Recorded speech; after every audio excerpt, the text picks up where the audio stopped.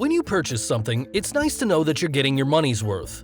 But unfortunately, the truth is, many companies are shortchanging you in some way. Often they achieve this by using sneaky manipulation that you probably didn't even notice to squeeze extra cash from your pockets. But stay tuned, because by the end of this video, you'll know how to spot these sneaky tactics and avoid being swindled. Movie theater popcorn. It's been estimated that movie theaters make an 85% profit at the concession stand on overpriced soda, candy, nachos, hot dogs, and of course, popcorn. Movie theater popcorn has been called one of America's biggest ripoffs, with a retail price of 9 times what it costs to make. In 2012, after a Michigan man sued a movie theater for overcharging on snacks, one theater owner spoke up in defense of overcharging for a Coke and a bag of candy. The majority of the price for a movie ticket, he explains, goes to the studios and distribution companies, not the theater. It's been said that theaters are really in the popcorn and candy business. The showing of films is just an excuse to gather a crowd and try to sell them buttery snacks and sugary drinks. College textbooks. Most people already know that the American higher education system is very expensive. American universities cost more than 500% more than the average college elsewhere on Earth. Today, over 44 million Americans hold a total of $1.4 trillion in student debt. But this debt doesn't just come from hefty tuition fees. A huge percentage results from grossly overpriced textbooks. Oftentimes, textbooks cost hundreds of dollars, and colleges explicitly prohibit the purchase of used textbooks. If they do allow used textbooks in classes, they often require the purchase of a one-time code, which leads to supplementary materials, most of which are never actually used, and in even more devious cases, professors will assign their own textbooks or the textbook of their friends in order to reap the benefits from this corrupt industry. A handful of students have sued universities in the last few years, demanding the option to study for an affordable price, but these cases are still working their way through the court system. In the meantime, many students are turning to downloading free PDF textbooks online in an effort to get through college without accumulating massive debt. Bottled water. There's nothing quite like the feeling of pure ice-cold hydration. Some of us get our water for free from the tap, while others pay for it at the cost of roughly $100 billion a year. And the number of people getting their water exclusively in bottled form is growing at a rate of 10% a year. The first issue is that bottled water is 300 times more expensive than tap water. And then there's the fact that most of the biggest brands, including Aquafina and Nestle Pure Life, are actually filled from the tap as well. In fact, a recent report found that half of all bottled water is actually derived from the tap, meaning that they are upcharging customers 300% more for the same product. Add to this the terrible environmental impact of millions of tons of plastic dumped into landfills, and bottled water is easily one of the biggest corporate ripoffs in history. Electronic companies. Apple is one of the most valuable companies in the world, and though several other competitors offer similar products, none come close to their market capitalization. That's because Apple has a series of stringent policies meant to squeeze every last cent from their customers. First is the massive overpricing of their products. When accounting for costs, Apple charges as much as 800% more for their products than for the cost of parts, labor, transportation, and marketing. Then there's the issue of accessories. Apple makes their products incompatible with other chargers and add-ons, meaning you need to buy their overpriced gadgets. Lastly is a phenomenon called planned obsolescence. Apple has admitted to hardwiring their products to lose battery life and malfunction after only a few years. This creates the illusion that your device is failing, forcing you to buy new products, thus boosting their astronomical profits. Empty chip bags. Anyone who purchases bag snacks knows what it's like to be disappointed after popping open a bag and finding half or even a third full. Now, a new study from Kitchen Cabinet Kings has busted open which brands have the most air in their bags, and also shed some light on why all the extra space is necessary. The process of filling bags with nitrogen even has a name, and it's called slack fill. While this practice fills the bag, it also leaves stomachs empty and hungry shoppers disappointed. The results of the study show Cheetos, Ruffles, and Stacy's pita chips had a larger air-to-snack ratio compared to other brands, meaning you might not be getting as much bang for your buck. According to the study, a bag of Cheetos is 41% snack and 59% taste-preserving air. Ruffles and Stacy's just broke even, measuring half air, half chips.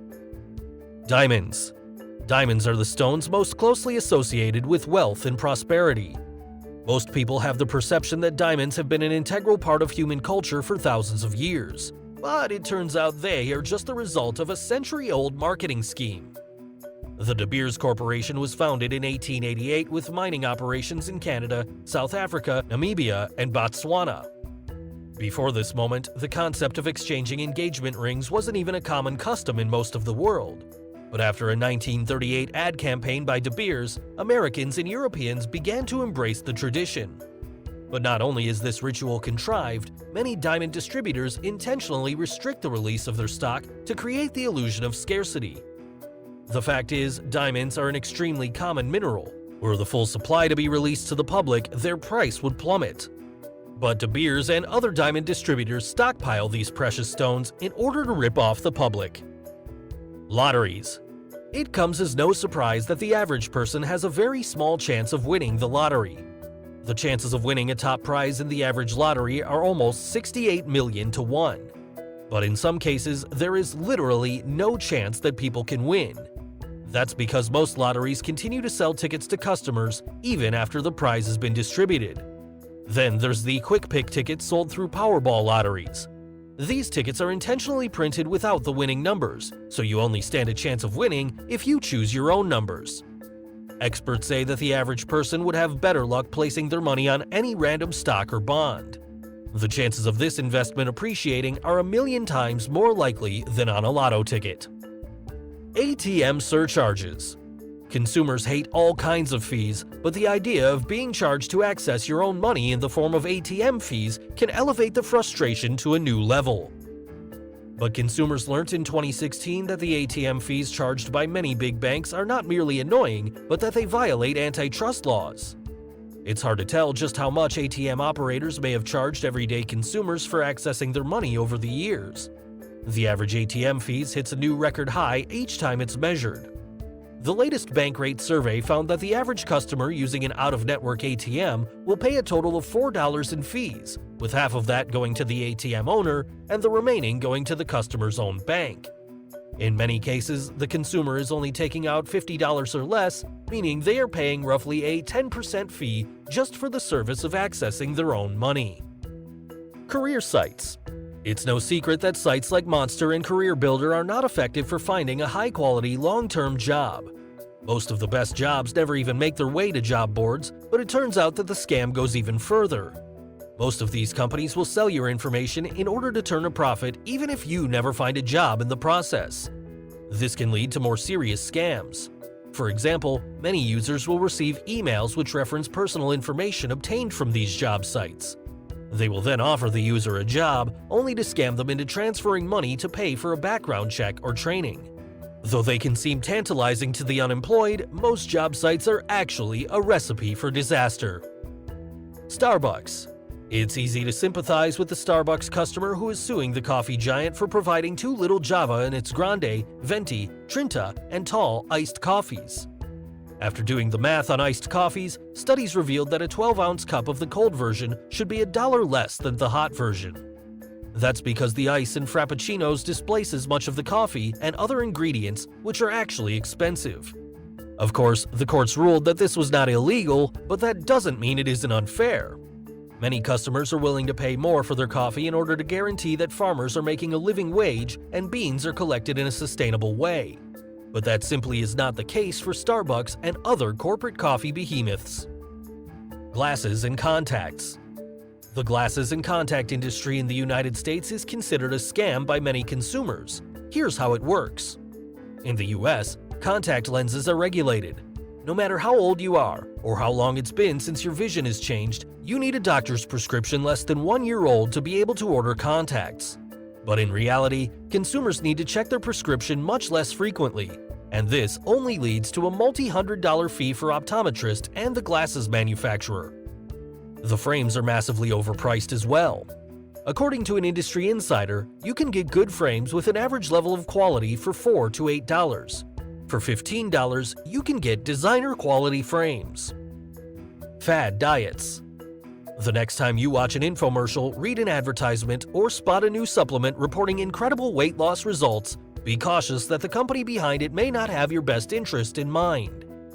When evaluating claims for weight loss products, the Federal Commission recommends a healthy portion of skepticism. Most don't come close to fulfilling their claims, and in the rare cases where a product might result in some temporary weight loss, it's almost never a permanent solution and is usually unsafe. There is no known diet regimen that makes people skinny with no exercise or dietary changes, so any companies claiming to have these qualities in their product is lying. Toilet paper. The truth is that for years, toilet paper manufacturers have been selling less product and masking the shrinkage with hyperbole and hard-to-quantify claims. According to John T. Koval, a marketing professor at Harvard Business School, they get away with it because the consumers have a better grasp of how much an item costs than they do of the size it should be. They have in their minds that this toilet paper costs 83 cents and that one costs 93 cents. They're not taking into account that one has fewer sheets. In fact, the average toilet paper manufacturer reduced the number of sheets in the rolls by a margin of 15% while inflating the price in the process. Mouthwash. Act is a popular brand of mouthwash that was once owned by pharmaceutical behemoth Johnson & Johnson but split off recently. Many customers were fooled by their recent promotional campaign in which they offered a bottle of mouthwash that was almost double the size as the original for an almost identical price. The only issue is that the larger bottle had half the amount of the active ingredient fluoride, meaning the larger bottle was much less effective even for the same price. This technique is carried out across many medicines and cosmetics, so be sure to check the concentration of active ingredients found in your favorite products. Coffee. Many of America's major brands have been quietly tweaking their coffee blends. While most coffee companies consider their blends straight secrets and are loath to disclose exactly what goes into them, both circumstantial and direct evidence suggests they're now substituting lower-grade Robusta beans for some of their pricier Arabica and degrading the quality of our coffee. Last year, a shortage of Arabica caused prices of the premium bean to spike as high as $3 a pound, $2 more than what a pound of Robusta would cost. This compares to a 5-year historical trend of Arabica costing closer to 70 cents more than Robusta. Recently, the trend is reversed with Arabica prices falling to just a 62-cent premium over Robusta. Did you learn anything new in this video? Give this video a like and share it with a friend. Thanks for watching.